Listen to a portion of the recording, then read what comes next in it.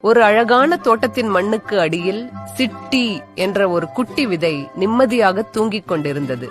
திடீரென்று மேலே இருந்து சட சட என்று சத்தம். அது மழை. மழை தண்ணீர் மண்ணுக்குள் இறங்கி சிட்டியை நனைத்தது.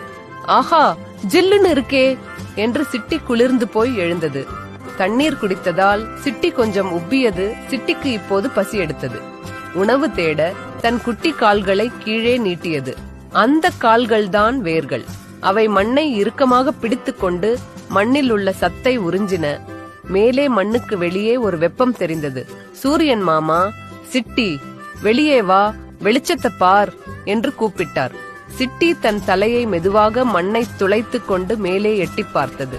இதுதான் முளைவிடுதல். சிட்டி இப்போது மண்ணுக்கு வெளியே வந்துவிட்டது. சூரிய வெளிச்சம் பட்டதும் சிட்டியின் உடம்பில் பச்சை இலைகள் வந்தன. இந்த இலைகள் சூரிய ஒளியை பயன்படுத்தி சமையல் செய்யத் தொடங்கின.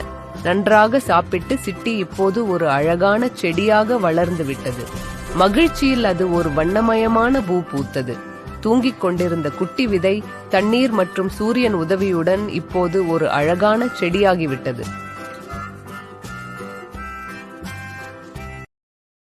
Download ShareChat.